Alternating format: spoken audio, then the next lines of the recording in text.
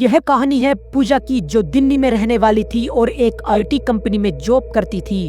पूजा रोज बस से अपने ऑफिस जाया करती थी। बस स्टॉप उसके घर से 10 मिनट दूर था।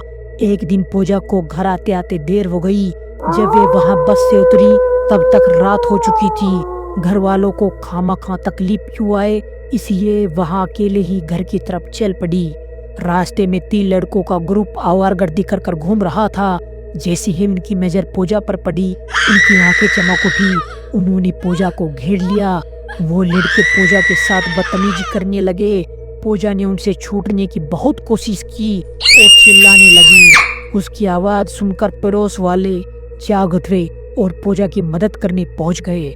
पड़ोसियों ने उन लड़कों की बहुत पिटाई की और उन्हें पुलिस के हवाले कर दिया। घर वाले जॉब छोड़ने के लिए कहेंगे, इसीलिए यह किस्सा उसने किसी को नहीं बताया। अगली रोज जब पूजा जॉब से घर लौट रही थी तब उसे गली में वह लड़के नहीं थे। पूजा को लगा उन लड़कों को अपना सबक मिल गया है। ऐसे ही एक रोज जब पूजा ने अपनी जॉब से बेर घर लौट रही थी, तभी पीछे से उसके मुंह पर किसी ने रुमाल रख दिया और उसे बेहोश कर दिया। जब पूजा की आंखें खुली तब वे एक झोपड़ी में थी और उसके सामने वही 3 लड़के खड़े थे जिन्होंने उस रात पूजा के साथ बदतमीजी की थी। पूजा डर गई, चिल्लाने लगी, पर उसकी आवाज सुनने वाला वहां कोई नहीं था। वह 3 लड़कों ने पूजा के साथ जबरदस्ती की। पूजा चीखती रही, चिल्लाती रही, लेकिन उसके सुनसान रात में किसी ने उसकी मदद नहीं की। सुबह जब पूजा की आंखें खुली तब वह अस्पताल में थी। एक अनजान आदमी को पूजा बेहोशी की हालत में सड़क के किनारे मिली। 1 हफ्ते के ट्रीटमेंट के बाद पूजा को डिस्चार्ज दे दिया गया। अपनी बदनामी ना हो इसलिए घर वालों ने पुलिस कंप्लेंट भी नहीं की। पूजा ने जॉब पर जाना छोड़ दिया।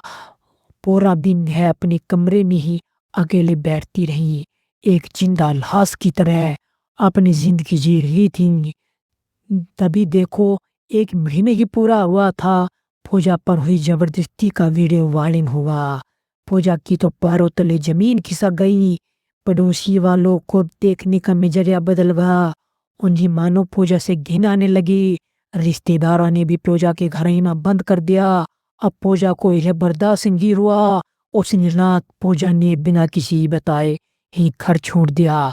बहुत ढूंढने के बाद उन्होंने पुलिस में शिकायत दर्ज की। उस दिन पास ही के तालाब में एक लड़की की लाश मिली। पुलिस वालों ने पूजा के घर वालों को बताया।